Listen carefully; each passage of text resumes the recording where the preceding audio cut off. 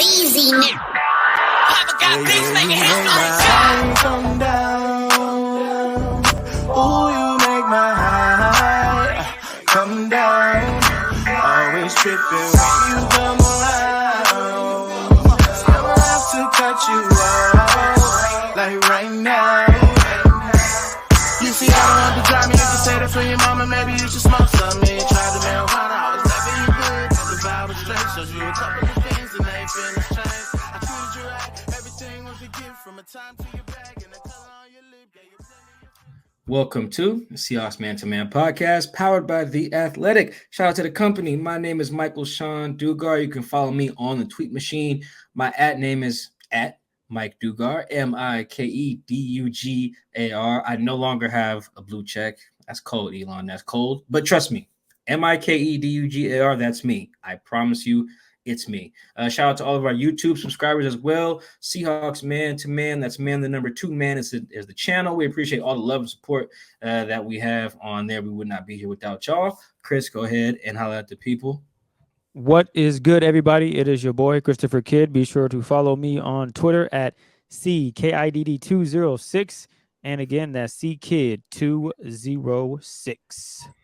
All right, welcome back, y'all. As you can see, the cadence has slowed down a little bit on the pod just because it's summer and we got shit to do, you know? Well, we're purposely not doing shit, or at least I am not. I've been relaxing and enjoying my little OTAs, this little bridge of time where there ain't much going on. Don't wait till July hits. Oh, my goodness. You ain't gonna hear from me. Chris, I just got approved for a lot of PTO, a lot of paid time off here. Well-deserved.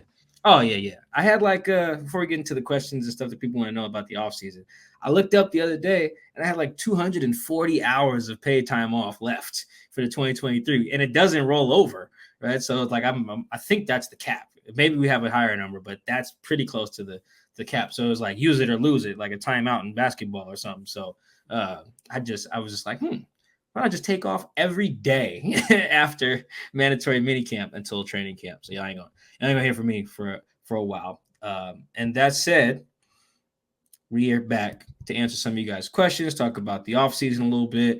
We have got a chance to, I've been able to go to a couple OTAs, and you guys follow me on The Athletic. I've been writing about a lot of these prospects, watching film on them. I think so far I've written about Zach Charbonnet, Devin Witherspoon, JSN, Jaxon Smith-Njigba, and who's the other one I just wrote about? The D tackle. Yep, Cameron Young, the nose tackle, slowly but surely reporting on all of these guys, watching film on all of them, which has been fun. I've been tweeting out clips every now and then. So yeah, that's been kind of fun. Chris just got back from Jamaica with his shirt off, so he's been using his PTO as well. So as you can see, yeah, a little bit of work, a little bit of not doing shit on our end. Quite a bit, yes. And Jamaica's great to all you listeners out there, whether it be on YouTube or the podcast form. If you haven't been, go ahead and put it on the list of places to go. Countries Jamaica? to go. Oh, yeah, without a question. Oh. Good sun. It rained every day for 10 minutes, and then it'd be sunny again. Beautiful. Food was amazing. I'm a big fruit guy. I ate at least 100 pieces of pineapple, if not more. Mango, bussin', just as good. I didn't know you was a fruit guy. No. I mean that sincerely. I wasn't No. I was about to say, should I grab my bin full of apples? I love apples. A Red Delicious, Granny Smith. I'm an apples guy. Apples to apples, come to me. Did not know. Fun fact of the day. Yeah, look at that. Fun fact of the day. But that's enough of that. We do have Twitter questions to get to. We're going to kick things off on the defensive side. So all these questions obviously are going to come from people that want to know something about the defense. And our first one comes from Quentin. How much do you anticipate we see the 6 DB package this year since the plans for that got derailed so early in the season? That's a good question. And I've actually been going back and looking at some of the film from last year and even previous seasons to get a feel for how this is going to work. Me and my editor at The Athletic, he's also a big film watching guy. So we'll talk about this how are they going to make this 3 safety thing work? I'm very curious about that. It's very obvious how it's going to work in like third down and 2 minute. Like they're even showing us that at OTAs. Like for example, at OTAs, what they've been doing is when it's like third down, and this is pretty normal. When it's third down, you only have 4 guys at the line of scrimmage. Usually, like I give an example, like we got Daryl, Chenna, give me a Draymond Jones and Jaron Reed. There you go, boom, right? And then you got Bobby, and then you got Kobe Bryant next to him. How many guys is that? 7? No, it's 6. So I need 5 more guys. So then we also have like you'd have Julian Love, Jamal Adams, Quandre, and then you'd also have Devin and then Tariq. Obviously, all those guys haven't been on the field together, but that's like a good example of like I think that would be their dime package or something like that.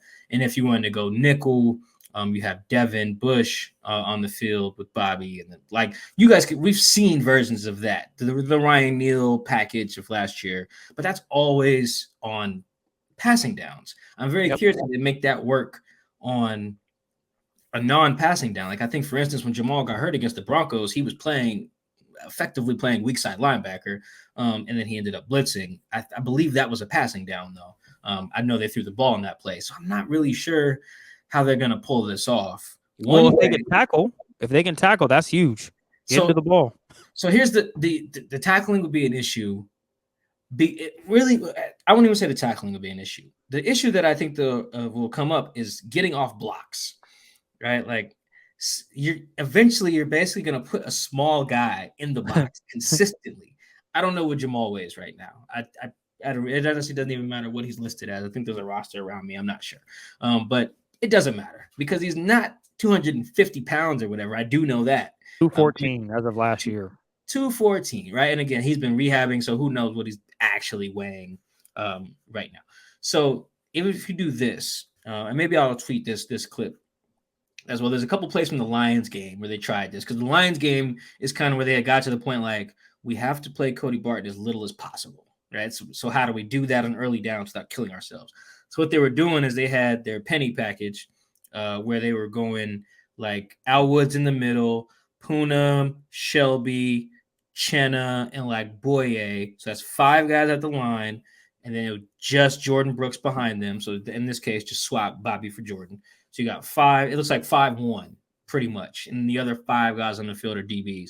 In this case, it was like Josh Jones, Quandre, Mike Jack, and then Tariq. And then Kobe was playing nickel, but he was essentially in the box as well. Tough. And you could do that in theory. And then in that case, swap Kobe for Jamal. Like, think of it that way. So instead of having a nickel, you're going like big nickel with Julian away from the play, Quandre away from the play, 5 guys down, Bobby, and then next to Bobby is just Jamal Adams. And I just get a little weary of that unless your D-line is stout as hell. Because the minute you get a pulling guard coming at Jamal, man, I love Jamal's game. Just asking him to handle stuff like that is tough. So that's tricky. That said, though, Jamal basically playing that type of weak side linebacker spot full time. It can work, but I just think that's a lot to ask of his body, to hold up at that weight going against being in there on the run fits on 1st and 10 and stuff. So I'm not really sure how often we see it. I do like that scenario, that package I just posted. Like that is the example that I've been like coming back to. I don't know how viable that is, Chris, on early downs, man. Because if I see that, you know what I'm going to do? Running the ball. I'm running the ball up the middle every time, too. I'm not even getting fancy with no zone, no jet sweep design. No, we're going to run power. And force you guys to come downhill and tackle us with your 200 pound guy. Hold on. Go ahead and hit the next question real quick. I'm going to see if I can maybe find that clip. I had too, because I sent it to my editor. When we were talking about this. Let me see if I can find that. This one is from Simon Titley at DK_Wookie. Should the Seahawks sign Ed Oliver if the Bills want to make cap space for D-Hop? Oh, sorry. It's on my hard drive, and I don't know. I bought an external hard drive, and I don't know where the thing is. But all my clips are on my hard drive. But anyway, go ahead. Hit me with the question again. Yep, no worries. Should the Seahawks sign Ed Oliver if the Bills want to make cap space for D-Hop? What would the draft pick cost be? We could extend Nwosu to make room. How does that happen? Yeah, that's an interesting one as well. I hadn't really considered it just because, and I don't think just based on like checking in on some Bills stuff after we got this question. So Ed Oliver's in the fifth and final year of his rookie contract, 10.7 million guaranteed, must be a 5th year option. So right there, it's like Seattle doesn't have that much money to work with, so like that's an issue.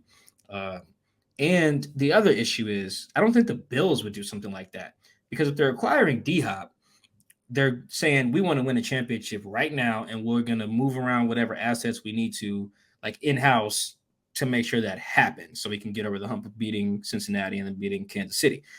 So punting on one of your defensive linemen, one of your young ones at that, is kind of counterproductive. You know, you're helping one area but hurting another area. The goal for them should be to just like add, not add and subtract, because they're also pretty thin at defensive tackle, I believe.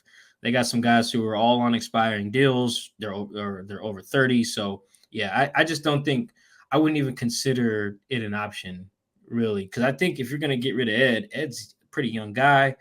He's gonna want an extension if he does get traded. So you got to give up it's basically like the Jamal deal again. Like you got to give up the capital and then extend him right away, or risk losing him in free agency, like they did with Sheldon Richardson. They give up like a second to get him and then just let him walk. I don't think they should do that. And the same thing with Clowney. Give up picks. Only had him for a year, so it was like a rental. So I just don't think it's very likely that happens. The way to make room for him, you can do something like extend Chenna. Extending Ed would actually be the way to do it. But yeah, I just don't see. I think that's a hard no for Buffalo. Although I do think Buffalo is going to get D Hop. Wow, that'll be a huge come up. Stephon Diggs and D Hop. That's not fair. Nope, no, it's not. This next one comes from Alec. What day 3 draftee or unrestricted free agent do the Seahawks most need to make an impact this season? Which is most likely to? Yeah, I think it's Cam Young. And I wrote about this is why I wrote about him before I wrote about some of the other guys. Like I wrote about Cam Young before I wrote about Derek Hall. Not to say that Derek's not good.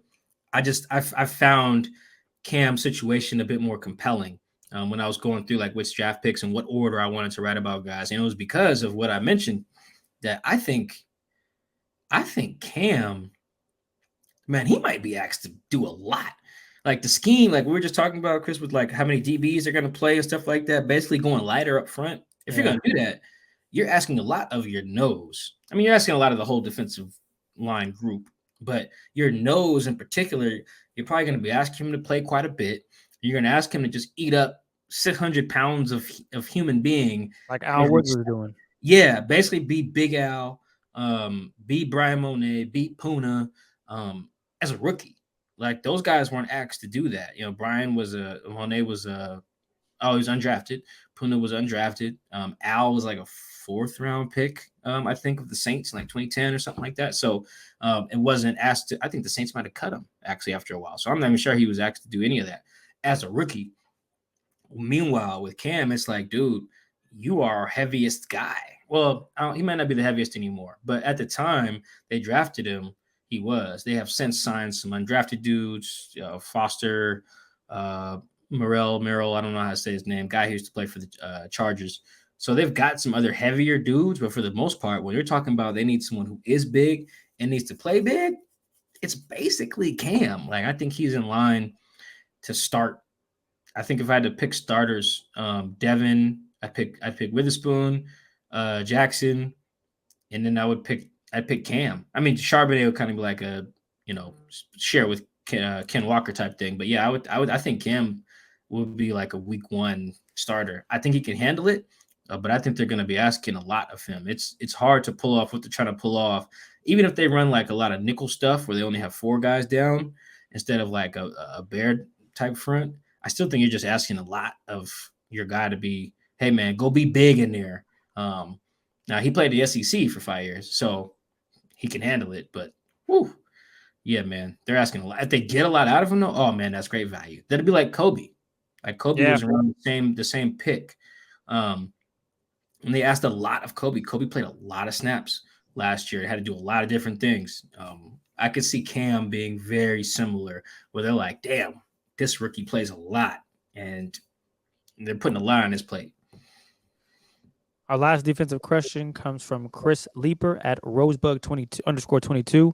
How serious is Tariq's injury? Usually we hear what the injury was and recovery time, but Chris hasn't seen any of that. Any updates?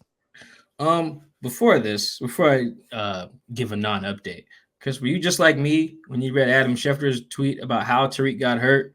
Were you like, hey man, hold on? Didn't make any sense. Right here. I'm like, so who don't want to say what really happened?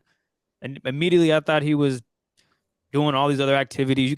When you could think of anything I could think of, hooping, working out too hard, whatever. I'm just like, why don't they just say that? But I get it. It is what it is. But I did not believe the story of him walking off the field and got hurt. You know how many times I've walked off the field? Obviously, I'm not an elite athlete, but I never got hurt. Why would Tariq, a world-class athlete running a 4.2, just walking off the field, get hurt? That don't make no sense. Like, what did he step on? Come on, man. There's more to the story. Yeah, that was my first thought. Actually, my first thought was, damn, the one day I sleep in, Schefter has this news. I think he broke it at like 8 or something like that, 8:30 local time. And for Mike, that is early, ladies and gentlemen. Well, I have an alarm that goes off at 7. Don't mean you're getting up.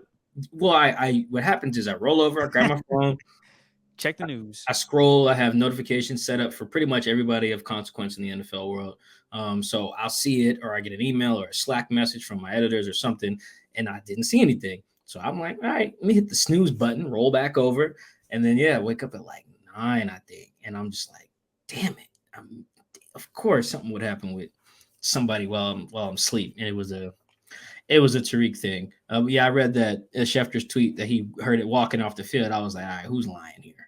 I was like, come on, man. I've seen Tariq walk. Like, I'm just giving him some credit here that he don't walk in a way that would just suddenly require surgically repairing his knee. Even if it was just a scope, still, I've seen him walk. So I was like, that's a little fishy. So I do think that it was not as simple as just he was walking off the field and was like, ooh, coach, my leg hurt. I think he actually tweaked it during practice.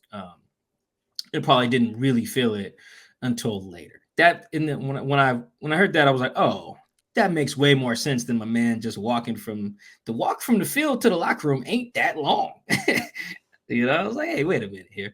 I also was like you, Chris. I was like, maybe they're not telling us the whole story. Maybe he was like doing a TikTok dance coming off the field and then hurt himself. Because then it's like, well, technically you were walking off the field, but if you decided to just bust a move, and something happened, that'd be a little different. But no, nothing like that. Sounds like he just was doing regular football activities. Also doesn't sound like it'll be too big of a deal. It doesn't sound like he'll start the training camp on PUP, physically unable to perform. Sounds like he'll just be fine enough to be in camp. Maybe he's eased into it a little bit, make sure his conditioning is straight, but not like an alarming thing. So that is the good news there. Nothing too serious. We'll see though, because at this point that we're recording, if you guys noticed, the team hasn't actually acknowledged the Tariq thing really. Pete Carroll hasn't spoken since Schefter's report. He maybe will speak after OTAs on July 1st, or on June 1st, which is Thursday. But Pete Carroll might be the least reliable head coach on injury that there is in the league, for real. Like I joke about this all the time. Like the way he talks about stuff makes it seem like every guy's leg is going to get amputated or something like that. I just like, oh yeah, we've never had an injury like this before, man. Yeah, it's like it's a knee thing. It's like, what do you mean, Pete? Like, you've been coaching since the 70s. How is there possibly an injury that you have not seen? That just does not.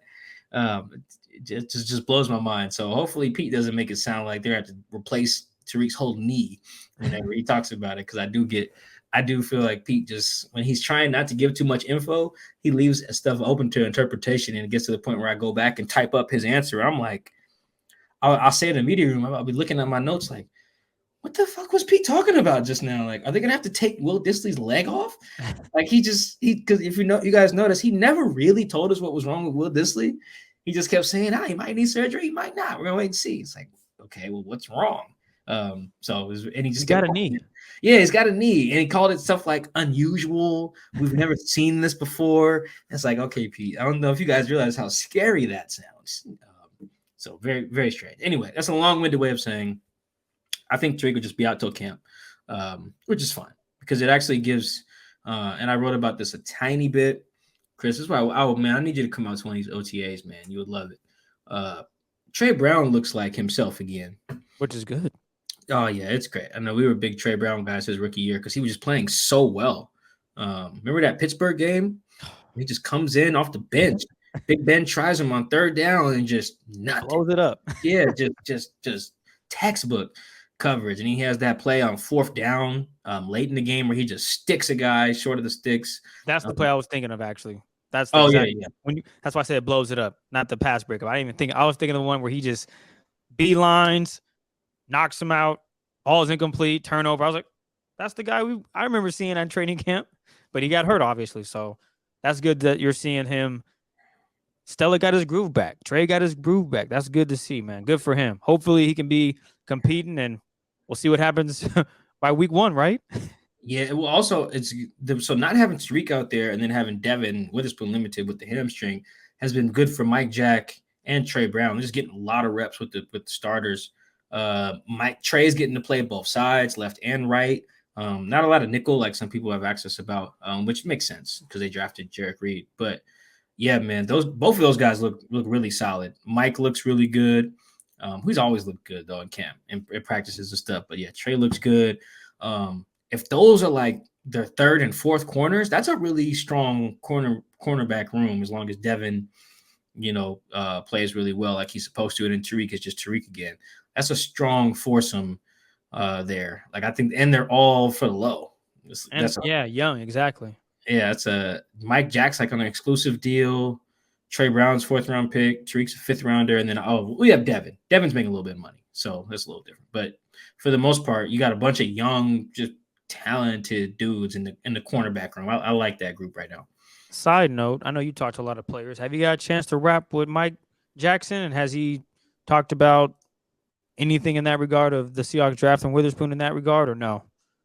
No, I haven't got a chance to talk to Trey or Mike Jack about that. Probably, maybe we get them during OTAs, maybe during mandatory veteran minicamp from June 6th to June 8th.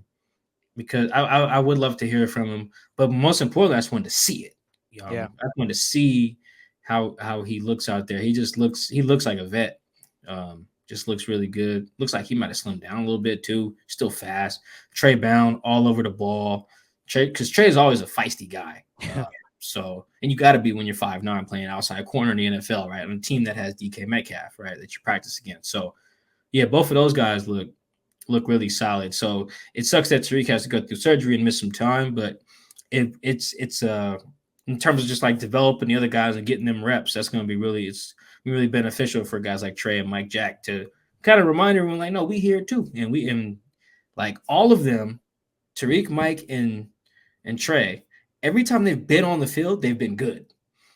And that's the thing. Like every time we've seen Trey, well, except for last year when Trey was getting his legs under him, but every time they've been starters, they've been good. They really could have like 4 legitimate starting corners.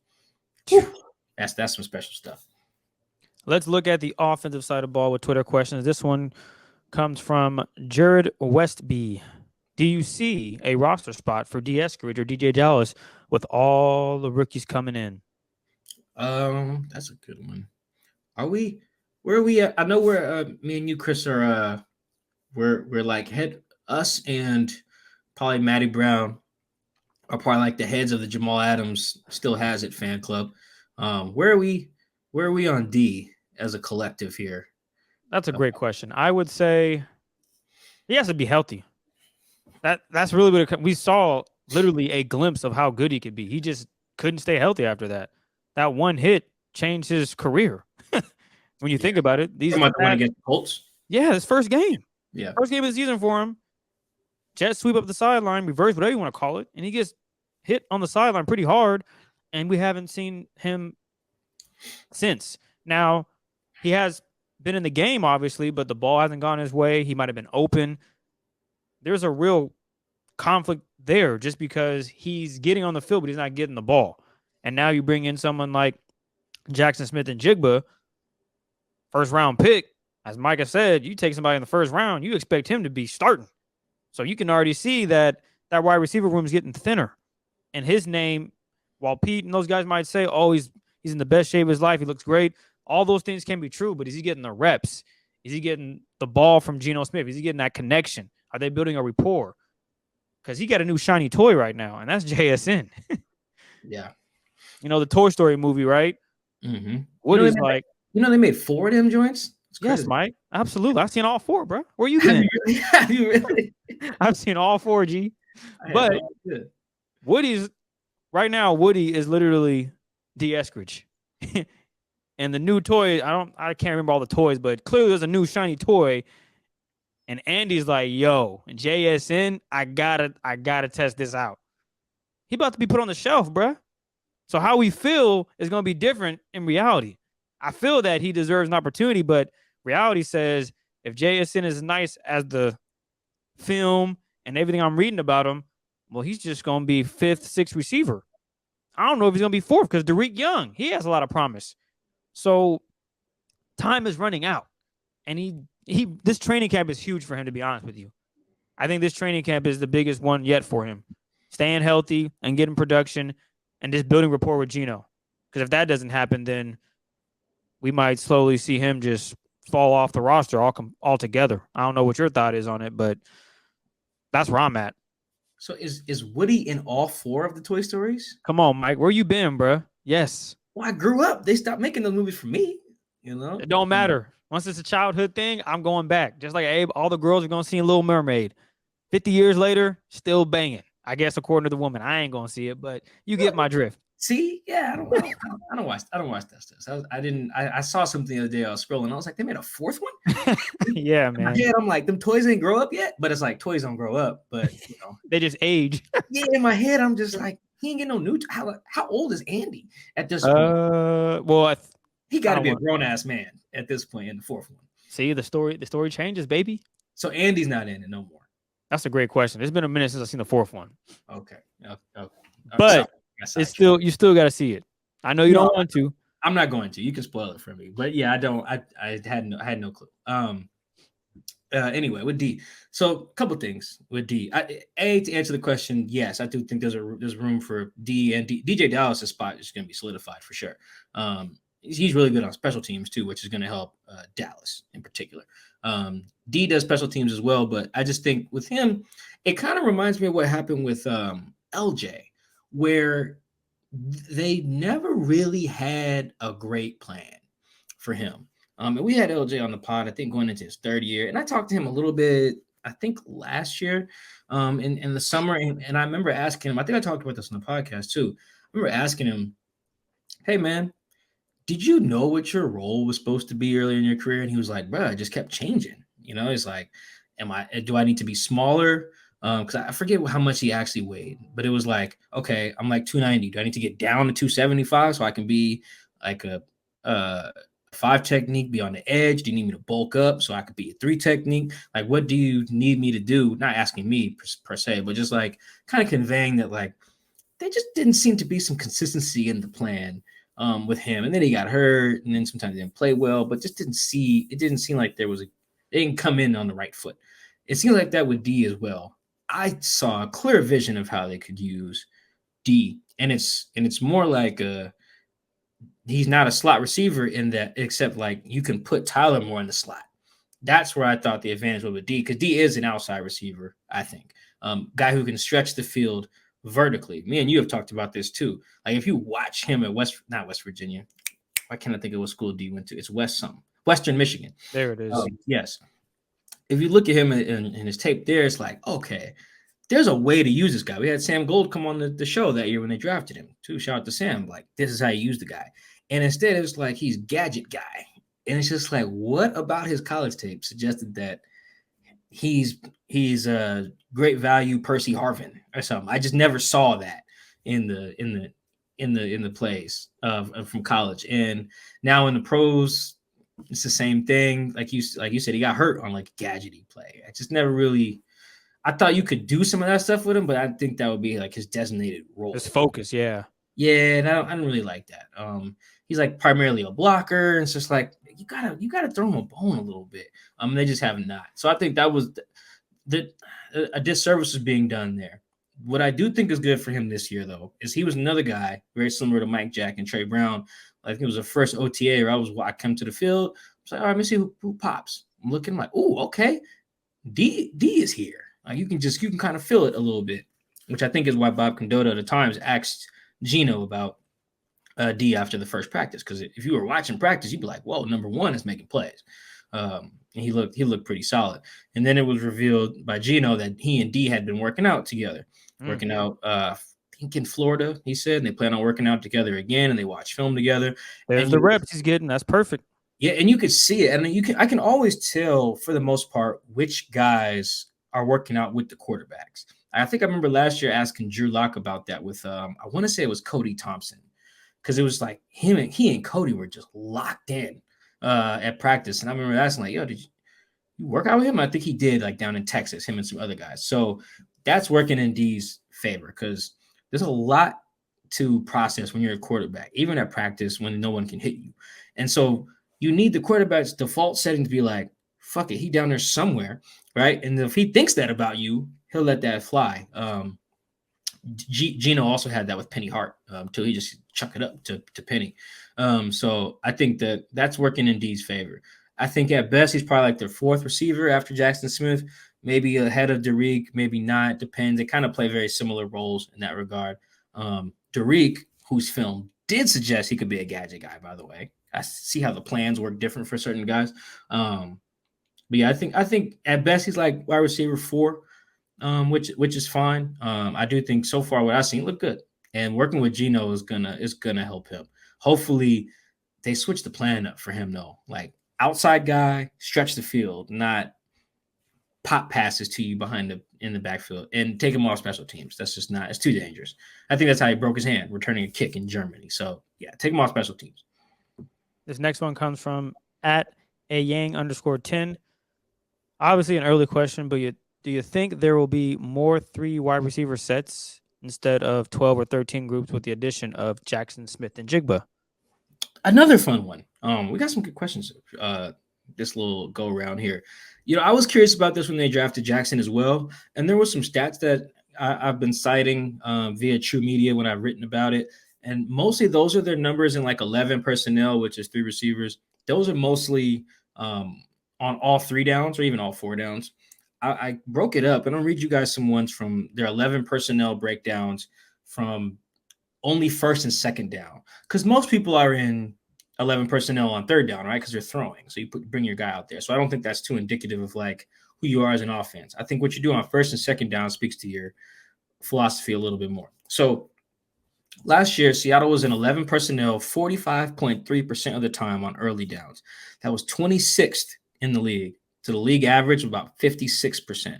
So they were pretty significantly under the league average there. Here's where they are in 12 personnel. So that's 2 tight ends. They were in 12 personnel 34% of the time, 34.7 to be exact, on early downs. It was second in the league, second to the Packers. Yeah.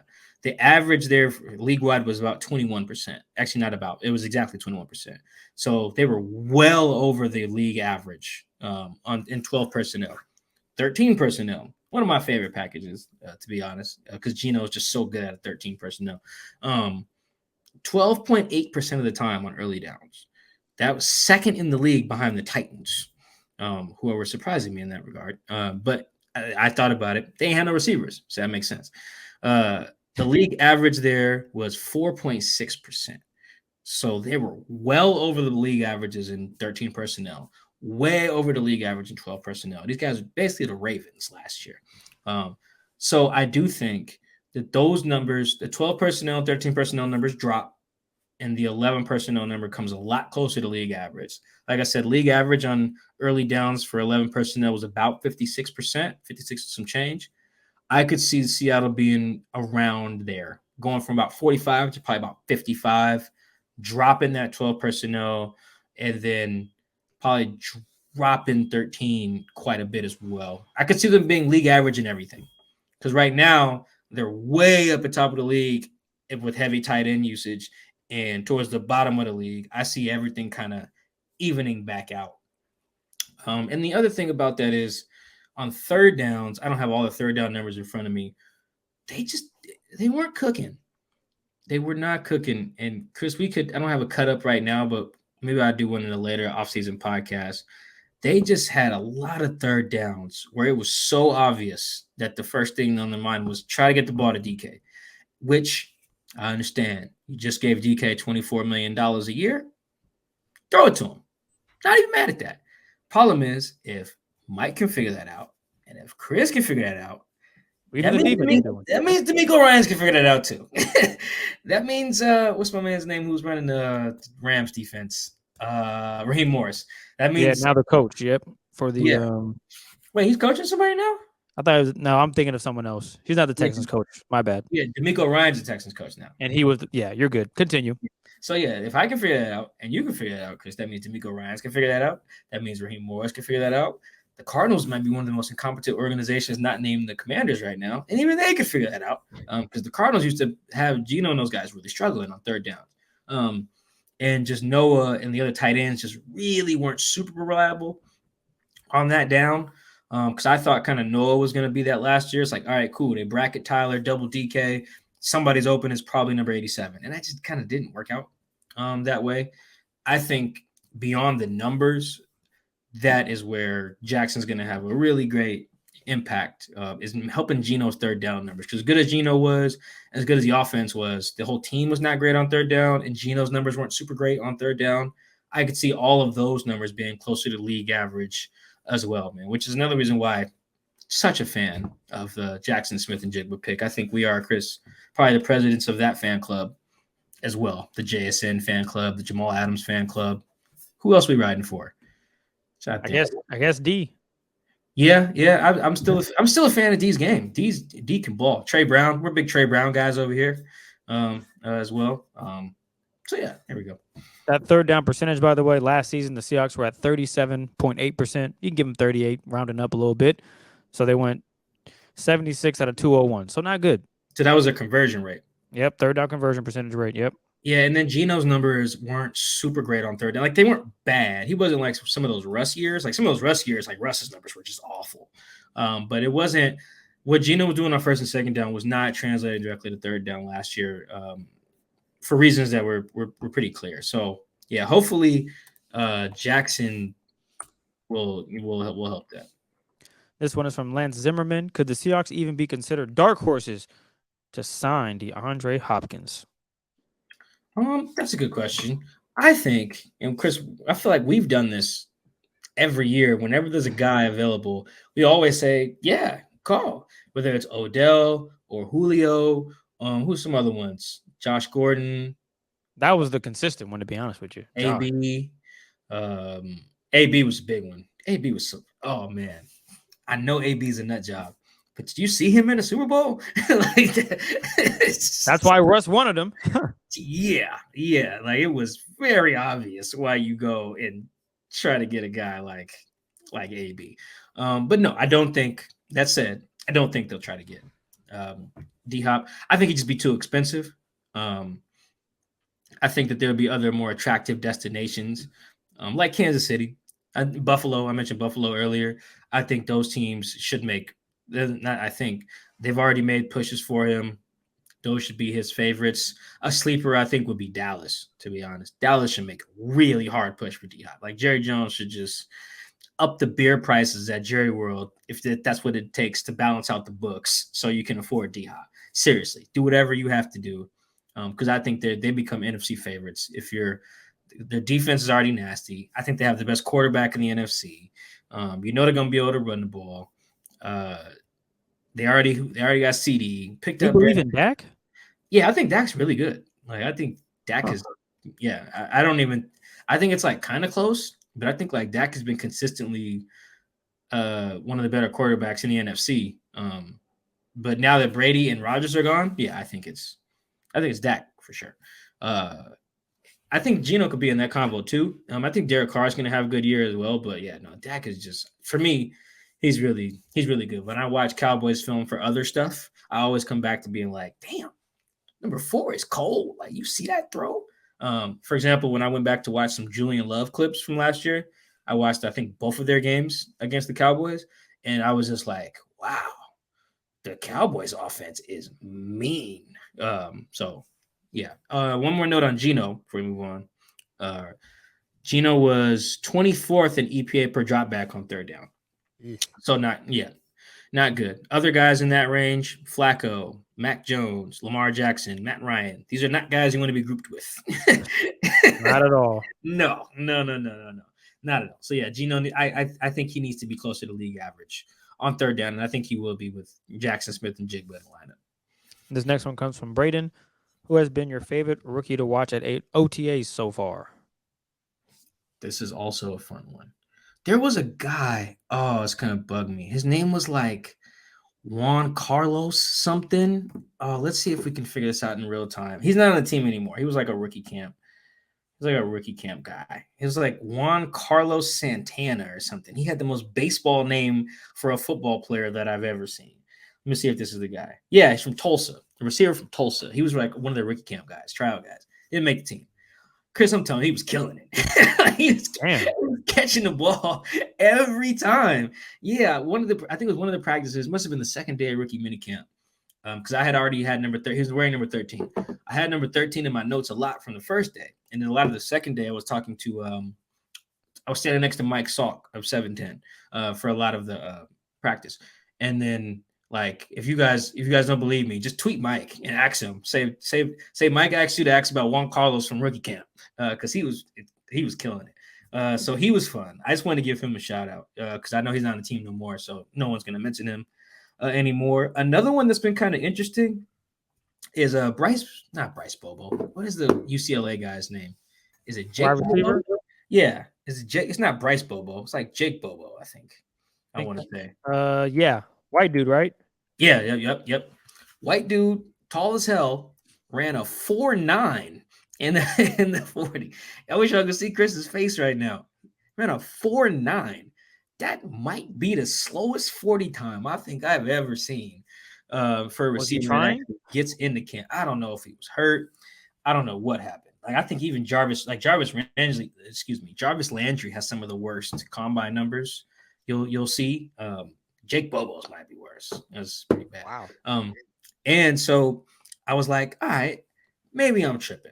Right? Maybe he just, like you said, maybe something went wrong when he ran. Let me see if he looks faster on film. It helps that I went back to watch a bunch of Zach Charbonnet stuff, so I naturally was watching the UCLA offense. Nah, man, he was slow there too. He was not running very fast. So he's been a guy because of that. I was like, man, what did they see in this guy to be like, all right, let's bring him into camp? And then I see what they see. He catches everything. He's actually surprisingly good after the catch. Really big target. I don't have his measurements in front of me. But he's been one that if there's like a guy who's in the running for the annual like Kaysen Williams preseason favorite award, I could see Jake Bobo being in the running for that. I could see him having a few touchdown catches in the preseason just because he does get open. Speed be damned, he gets open. So he's just a lighter, smaller version of Kobe Parkinson then? Yeah, because he does look like if he was lined up with the tight ends, he'd be like, oh, yeah, there you go.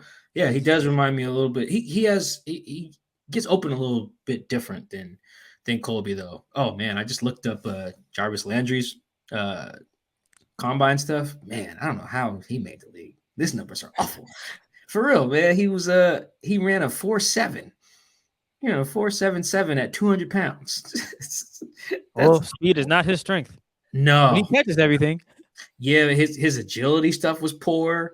He didn't have no explosive stuff. Like he was pretty bad. And then Jake Bobo stuff is pretty bad too, like all the measurables. But those two guys are maybe good examples of just some of the measurables don't always click sometimes. But yeah, he's been a fun one. And then of the draft class guys, I would say just a little bit that we've been able to see of Jaxon has just been it's everything you would want to see from early. It reminds me of those first couple of practices watching DK where you're just like, yep, this is what they need.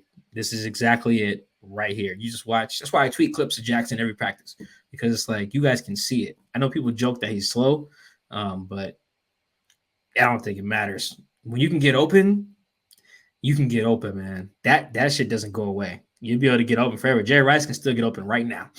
Don't care how old Jerry is. People talking about DeAndre Hopkins being slow. he can get open right now. I don't care who's on him. So yeah, of the draft classes, it's been Jackson, which makes sense because OTAs. Of the non-guys, also it's been Bobo, man. Bobo, I could see why they quote unquote ignored some of the tape.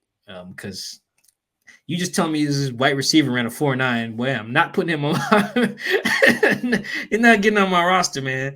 But then he ran a 4.99 too, so it was like almost a 5. Give him 5. Jeez. Yeah, he ran like a 5 flat at 206 pounds.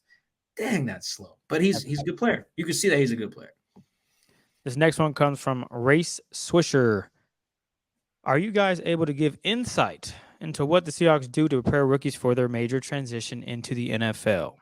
Albeit, do they sit them in a classroom for the first few days, walk them through how to talk to the media, what not to reveal, where are the cool spots in Seattle that they can go eat, nightclubs, you name it. What's the game on that, Mike? Yeah, I don't think there's anything, to my knowledge anyway, there's nothing like standardized that covers everything that's mentioned in the question as like an example. I think Mo Kelly, who's like the director of Do Everything, is one of those guys who helps with a lot of stuff, like money stuff. I think they have people who help them find places to live, things like that. I mean, you can call Tyler Lockett now, I guess, if you need somewhere to stay. He's a real estate guy now, but food places, same thing. I think it's like more like word of mouth. But they have like individual services for a little bit of everything. You got access to, marketing people, and they have like travel coordinators for stuff when you're trying to have your family come in. I think Cliff Averill just did like a real estate like kind of seminar with a lot of guys. Cliff might have posted that on his Instagram. I think that's where I saw that. So like nothing like crash course, like here's life. But then they also have the rookie symposium as well. This NFLPA stuff that happens when these guys are at the combine. They have a bunch of meetings there for stuff, go over rules of things. But a lot of it is informal. Like you mentioned, go nightclubs and stuff. Like you don't get drafted by the Seahawks and they say, here's a list of the spots that's the most jumping, right? You just ask DK. He'll tell you. Fair point. I don't know if DK knows all the spots, but he's who I would probably ask if I walked into the locker room. I'm like, I know you know. I would just go to DK like, I know. Come on, tell me where I got to go. So stuff like that. Food spots, just places to hang out, sightsee, rock climb, whatever, skiing, all that stuff. I feel like is a lot of word of mouth, at least to my knowledge. And then a lot of stuff that I've heard as well is just position group based for the most part. I mean, you got your guys in your draft class. Those are you usually hang out with the most. If you know someone from your college, maybe you default to them if y'all went to school together, stuff like that. But a lot of it is position group based. Like, so if you're a receiver, you get in there, you learn a lot from Tyler just by default because you were around Tyler a lot. Same thing if you're in the D-line room, you learn a lot from Jay Reed, maybe. Or if you're a tight end, you learn a lot from Will Dissly. So stuff like that. I think it's more broken up like that. A lot of informal stuff. I mean, they go over rules of things like here's what time this is where you park, where your key card's at. Like, don't gamble while you're at the facility. Apparently they skipped that lesson at the Detroit Lions facility. I guess you can't mobile bet here anyway, but stuff like that. So there's no standardized, to my knowledge, like full-on crash course on all the things that come with being a professional, which is why some of the scouting stuff is so important. Something I've noticed in reporting on some of these guys, like Cam Young and Zach Charbonnet, for example, they really carried themselves like professionals in college. Like there was really some no-nonsense, very business-like. You guys probably all had that one or two homies in college. It was like, if they came out with you on the weekend, it was like a big deal because they don't come out.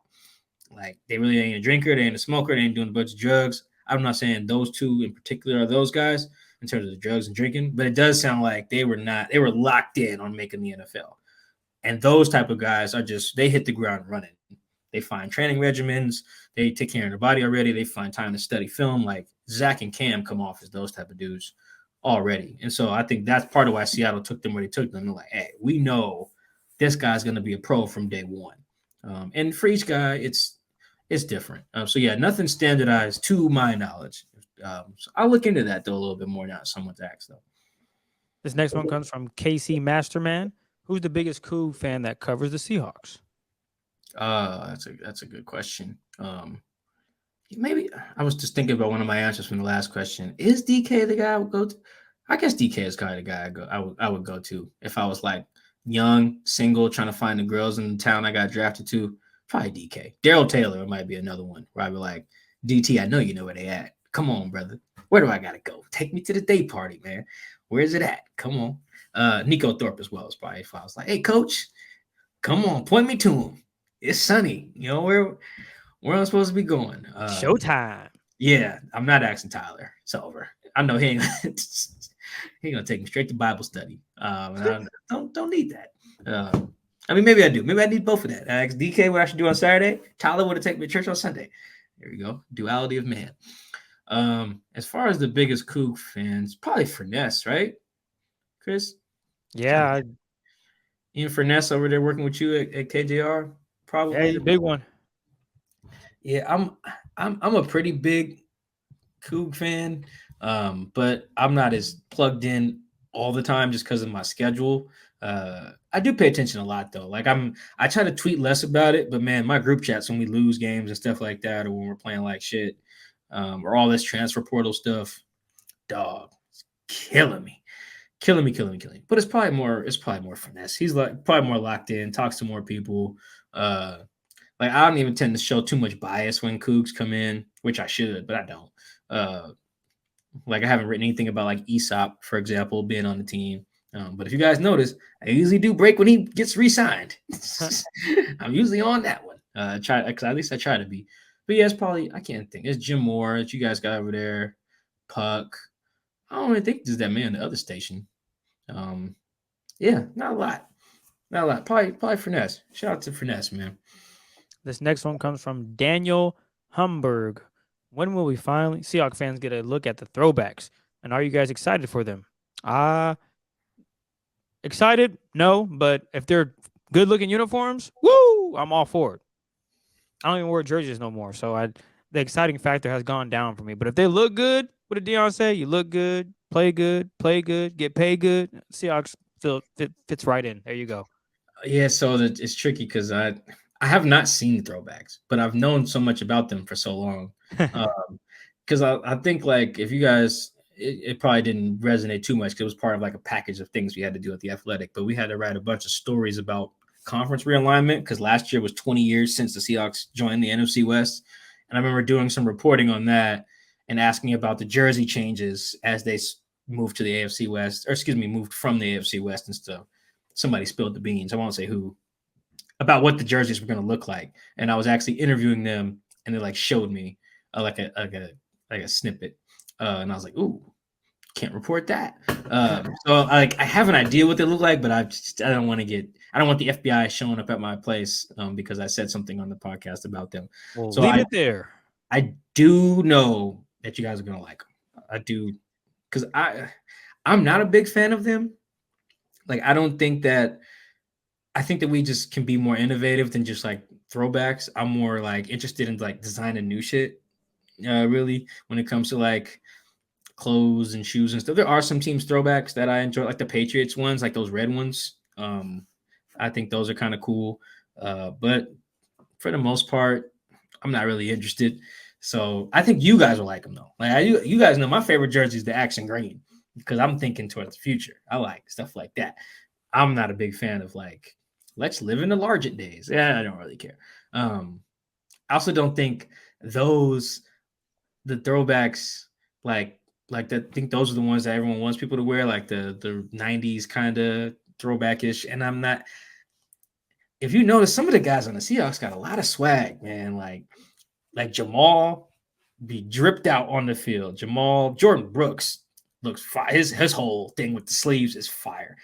I think the throwbacks don't allow themselves to customize that much.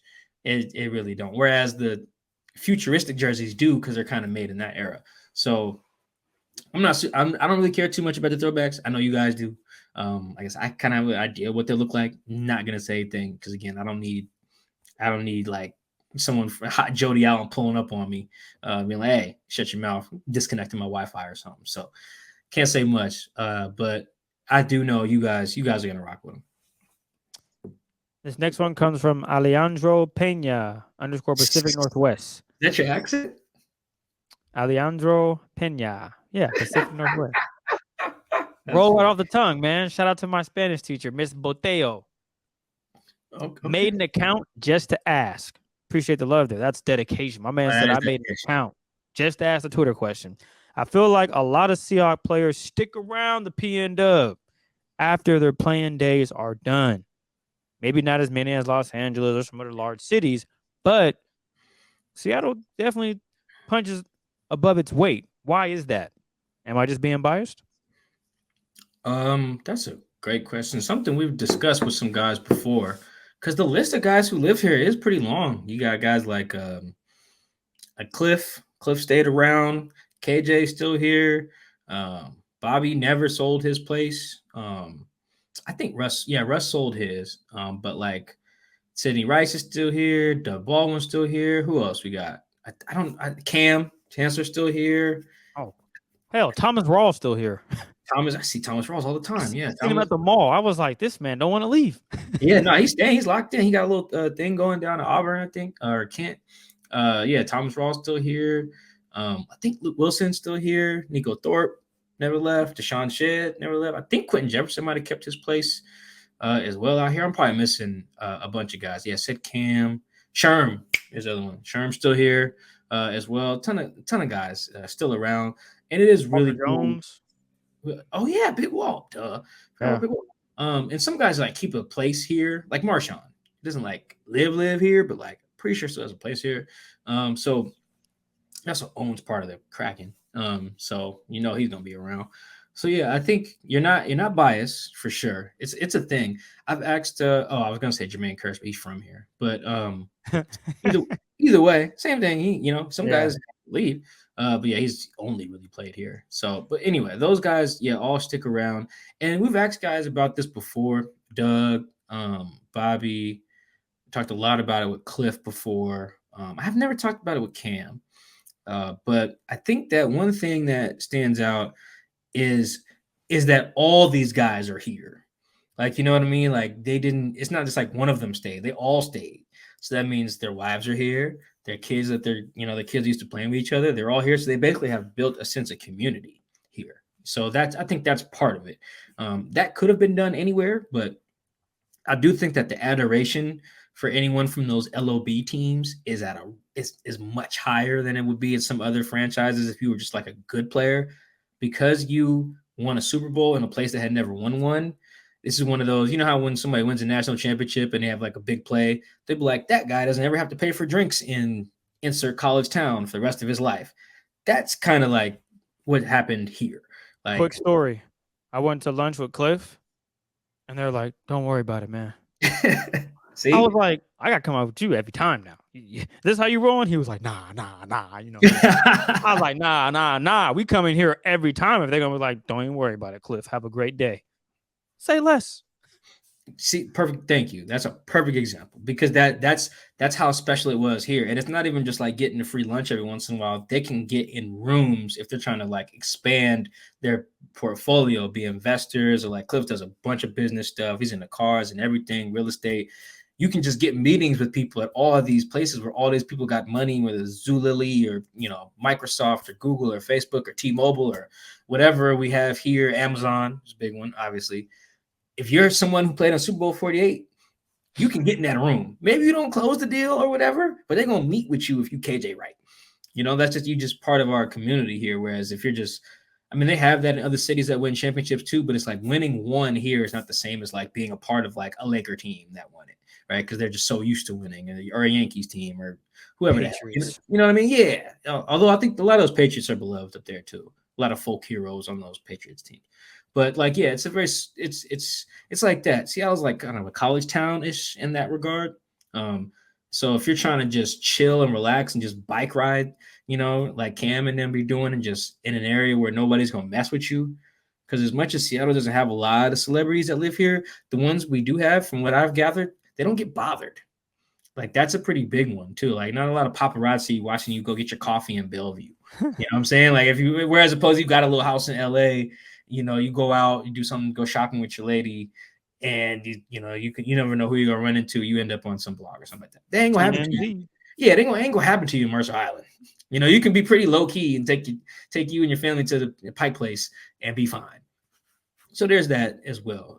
There's all these type of factors. There's tons. We can go make a whole podcast series about that, asking all those guys why they stayed. But no, you're not biased. Those guys stay for it's just on purpose. It's for a reason.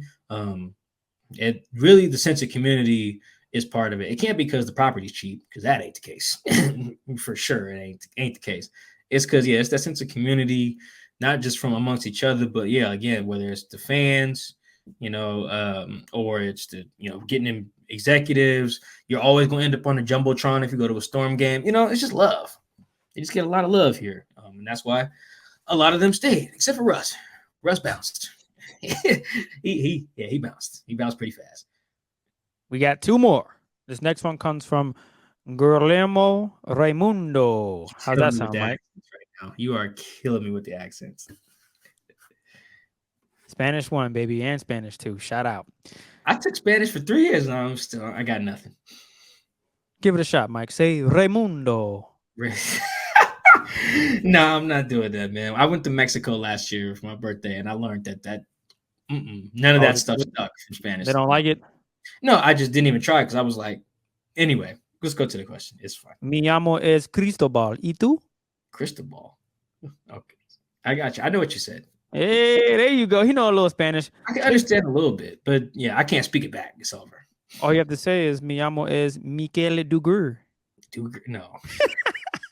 All right. Chick-fil-A or Burger King?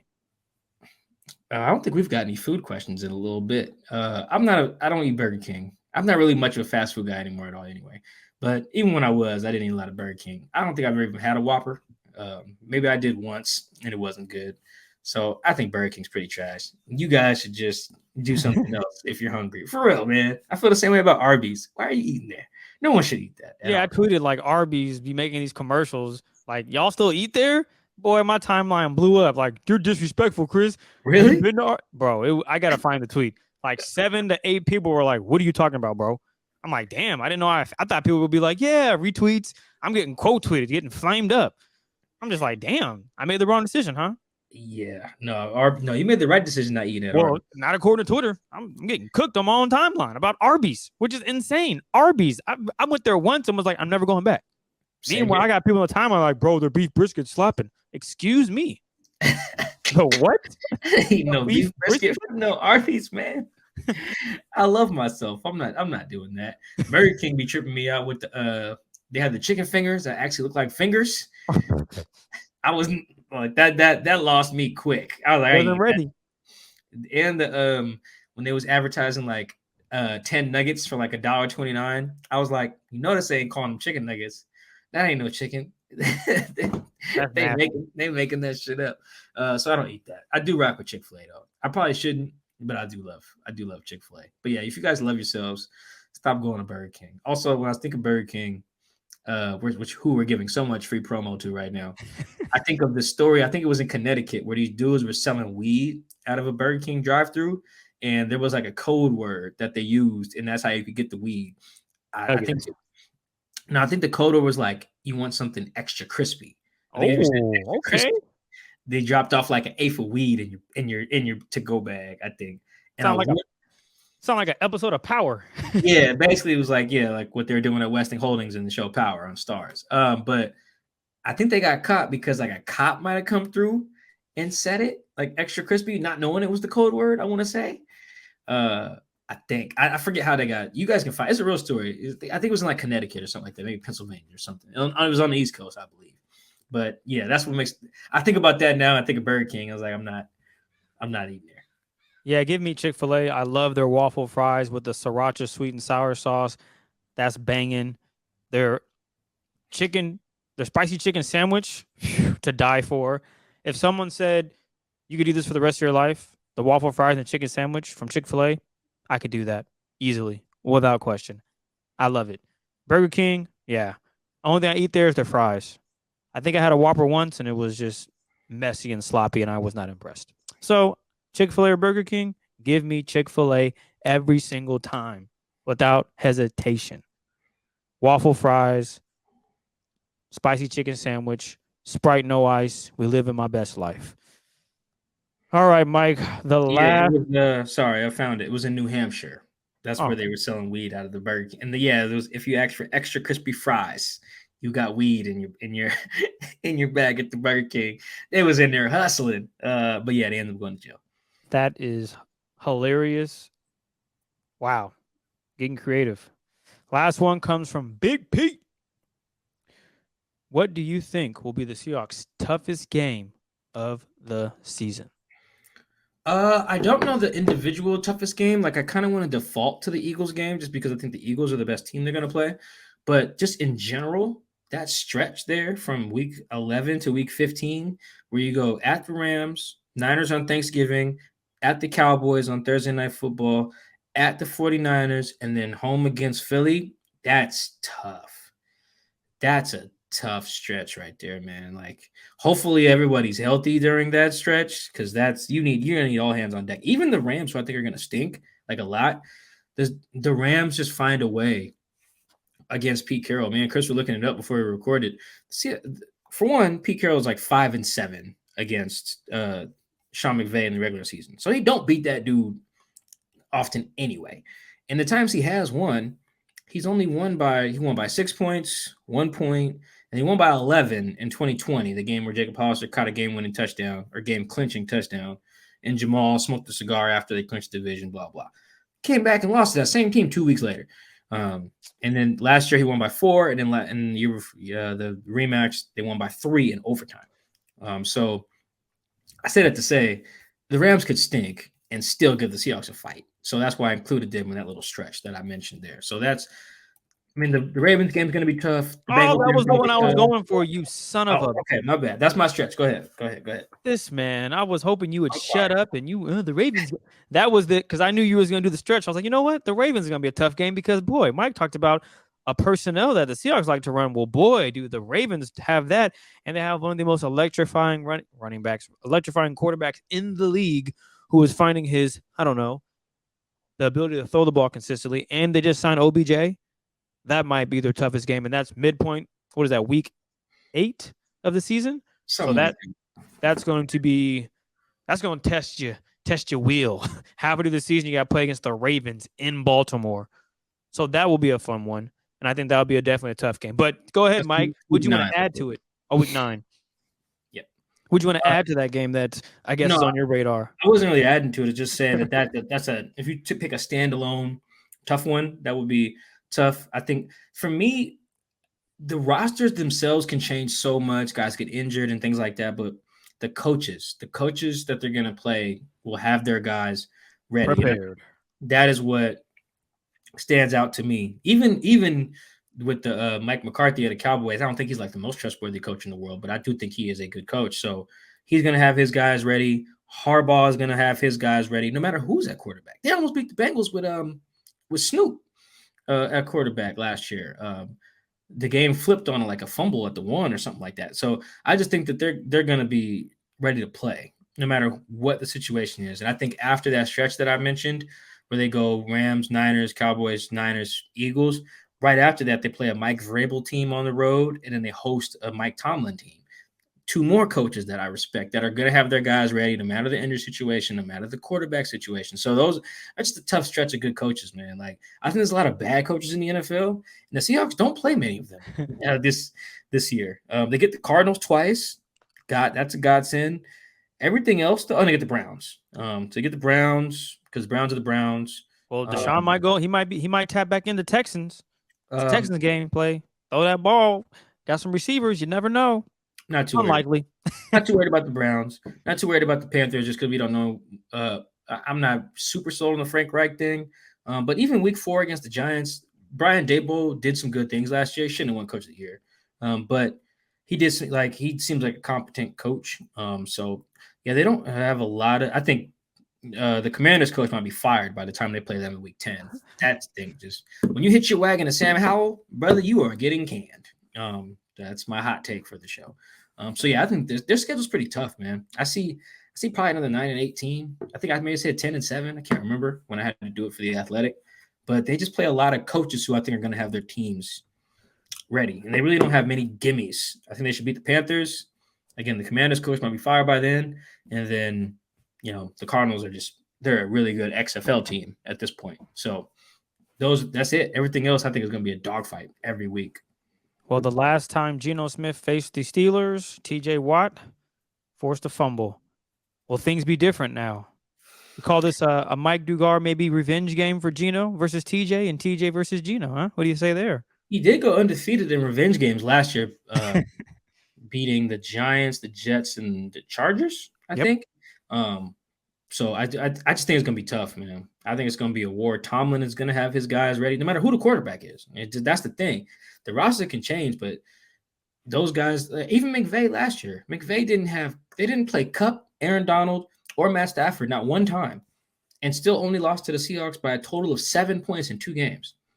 And the Crazy. Seahawks, they needed big plays at the end of both of those games to squeak out victories. Like that speaks to the coaching that McVay is doing, and he's going to have to coach his ass off this year.